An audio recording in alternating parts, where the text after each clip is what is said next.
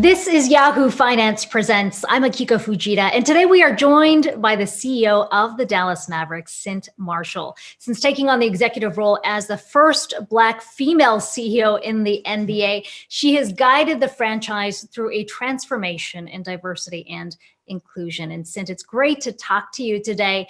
This certainly feels like a very timely conversation to have, because it does feel like we are seeing this national reckoning that's happening on the issue of racism, social justice, and inequality. Of course, started with the Black Lives Matter movement last summer. More recently, there's been a lot of focus on anti-Asian American hate. How do you think this national conversation has changed the role of executives like yourself in really focusing beyond sort of profits? Yeah, first of all, it's great to be here. It's good to see you. I think it has made us a lot more intentional about how we lead. And I often talk about all-in leadership, where you need to be intentional, you need to lead with inclusion, you need to inspire your people to embrace what's going on, and you truly need to have a plan. And so I think it's made us a lot more intentional, and it's caused us to really focus on, we talk about DE&I, diversity, equity, and inclusion. I think it's caused us to really focus on the equity and inclusion piece, and not just the diversity piece, where we're focusing in on the numbers and diversifying our teams and all of that. It's making us really look at our policies, looking at our public policies, our internal company policies, and making us really make commitments to change. So I think it's very different than some of the workforce focus that a lot of us have had for years. How much of that you think comes from necessity, as employees increasingly look to executives to dictate that conversation and push forward beyond the traditional role? Well, I think it's twofold. I think it definitely comes from employees saying they want employers who are a part of it. Most folks now look at your values, they look at your social plans, they look at corporate social responsibility before they even sign up to come to work for you. That's different than it was 10 or 20 years ago. But I think also people are becoming increasingly more aware of the business case for diversity. Understanding that if you're a leader, that you make better decisions, that there's a diversity dividend, if you will, that McKinsey talks about, that you can win the war for talent, that you can actually increase your customer base, you can actually increase your profitability by doing business with diverse suppliers. So I think between the business case for diversity, really understanding that, and then having employees say, you absolutely need to be at the table. You absolutely need to speak out. You absolutely need to be an employer who I want to work for by doing that. I think it's getting all of our attention. Let's talk about your background with the Dallas Mavs, because you've told the story many times. You came into this role in 2018 when the franchise was embroiled in controversy, allegation of sexual harassment, domestic violence as well. The Mavs at the time had 0 women or people of color on the leadership team. Today, you have roughly half of your executive team made up of women as well as people of color. What has this process over the last several years taught you about the tools to drive cultural change? What's most effective?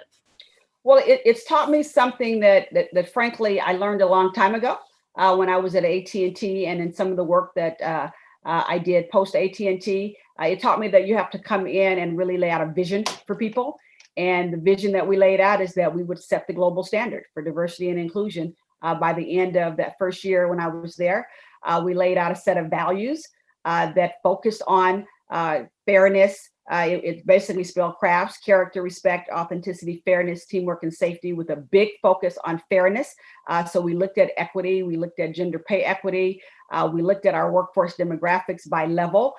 So it taught me how you can really drive change when you're intentional. But you also have to have people who are bought in. And so we had to get all the right people at the table. We had to get a diverse leadership team at the table. And it taught me that when people understand it, when they understand the business case, when you have values-based employment, and when you have a speak-up culture and an environment where every voice matters and everybody belongs, you can make a lot of progress. But you have to have people bought in and all going in the same direction. Have you achieved success based on the markers you set out when you stepped into this role? Well, we clearly, I think we achieved everything we wanted to in our 100-day plan. And if you look at some of the key performance indicators that we put in place, we've met all of those. We were fortunate enough to win where we achieved the NBA's Leadership Inclusion Leadership Award last year. So all that is good. But I really measure it by our culture survey results that are some of the best in the NBA, where our people are satisfied working with us. Our fans seem to be happy, which we like that. I mean, so we have achieved success, but we're not there yet. We're definitely not there yet. There are things that we really want to accomplish. We launched a Mavs Take Action social justice plan last year. So there are a lot of things, 41 different initiatives. So there are a lot of things there that we want to get done, not just internally, but really externally in the community. We want to be a voice in education, in employment and workforce development, criminal justice reform. So there's some things that we want to do as part of that Mavs Take Action plan. But we'll always have something in front of us. We'll always have it in front of us. You mentioned it earlier. I just talked to my team last week about some of the anti-AAPI, the Asian American Pacific Islander hate that's out there. We can't have that. So as an organization, we're standing up to that too. So as long as things are out there for us to step up and have a voice on, we're going to speak on it. So we won't get there until the country gets there. Let's talk about where the league as a whole stands right now on these issues. There was a report that came out from the Institute for Diversity and Ethics in Sport that graded the individual sports leagues based on diverse, equitable, and inclusive hiring practices, what you highlighted there. When it comes to the NBA, they got an A+ when it comes to the issue of race, but a B on gender. What more you think needs to be done to get that grade to where it should be? Well, when I look at that, and I'm pleased that the NBA was at the top, and the WNBA. I think the WNBA even got I think high marks on all three areas: the gender, the ethnicity, and then also overall. And in fact, we're having something called the huddle. Every month we have these conversations around social justice issues. So we're having one actually tomorrow, and it's focused on women and women in sports and what can we do to advance the cause. And so we're actually going to be talking about Dr. Lapchick's report and digging into that and talking about different strategies that we need to put in place. And I do believe it comes down to retention, to make sure that once we bring people in, they see women in leadership, that they see that they have a chance to advance, that they have mentoring, but not just mentoring, that they also have sponsors and people who are going to help get them into different positions. And I think it's not just internally, it's externally as well. When you look at our whole industry, looking at broadcasters, looking at our suppliers. I mean, there's a whole ecosystem that I think we have to really lift women up in that ecosystem and then be there for each other. And it's the men and the women who have to do that lifting. On the issue of diversity, is there a point that we can get to where diversity is no longer an issue? Have you thought about where that marker stands? Is it at the point where it is 50-50 and even splits? How do you measure success when there are so many different layers to the issue? I think part of that measure will be when we're not talking about it. And I do think we'll be talking about diversity, equity, and inclusion for a long time. My hope is that we will spend more time talking about inclusion than we will have to spend talking about diversity and equity. But right now we have to talk about all of it. We have a dark, sordid history in this country that won't be wiped away over the next few years because it's several hundred years old. So I think we'll be talking about it for a while, but I'm optimistic because what I've seen over the past year is that there is an awakening. I mean, people understand now what some of us have been talking about for years, and that it will take all of us to make progress. So I think we'll be talking about it for a long time, but I think we'll make a lot of progress. And I think we have over the past year, but some things are still happening, as you alluded to earlier. And so we have to stand up to that. Let's talk about the business side of things. The Mavs certainly have been leading the way on tech initiatives. You're one of the early adopters of cryptocurrency. You recently started accepting Dogecoin for payment as well. How are you looking at the engagement with fans in incorporating tech increasingly to try and get that number even higher? Well, you know what's interesting? I think one of the things that we have seen, and I know we'll probably talk about it later, just in this whole COVID-19 environment, is we've had to rely a lot on technology and doing things very differently. Sometimes you're forced into it, sometimes you're not. I think we are an organization, obviously, because of who our owner is, Mark Cuban. We're an innovative, creative group of people, but I think we've had to be a lot more creative and innovative lately. And so when this whole cryptocurrency phenomenon, if you will, came about, of course, my boss just jumped right on it.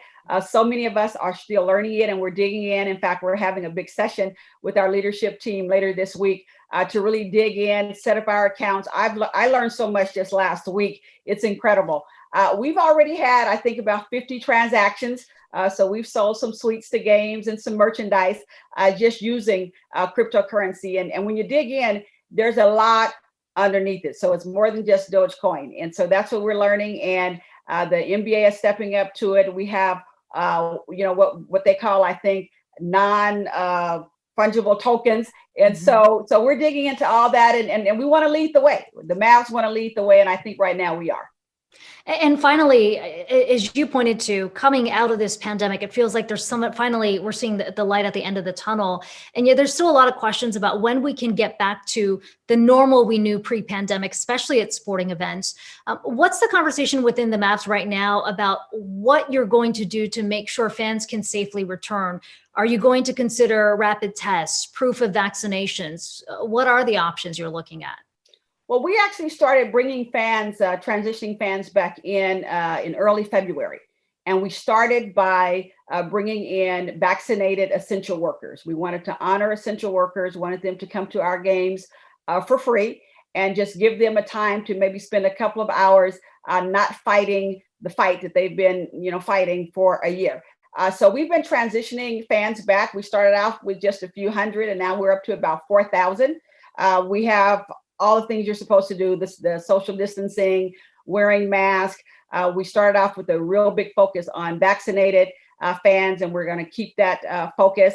But fortunately for us, the case numbers are starting to go down. The vaccinated numbers are starting to go up. So we're really hoping we can take that 4,000. We can at least take that up sometimes in end of April, early May. So we're working with the NBA on that. Health and safety protocols are just so important right now, and not just to keep our players safe and healthy, but to keep everybody in the arena safe and healthy. But I love our fans in Dallas. So far, we haven't had any incidents. And so people have been complying. We do have a health screening that you have to do when you enter the arena. We have not asked anybody to show us their vaccination cards or anything like that yet, because we are 6 feet apart and doing everything we need to do. The arena looks very, very different right now, but we hope to fill it up even more over the next couple of weeks. Okay. Sounds good. I think a lot of fans are certainly looking forward to that. Cynt Marshall, it's great to talk to you today. Appreciate your time. Thank you. We appreciate it.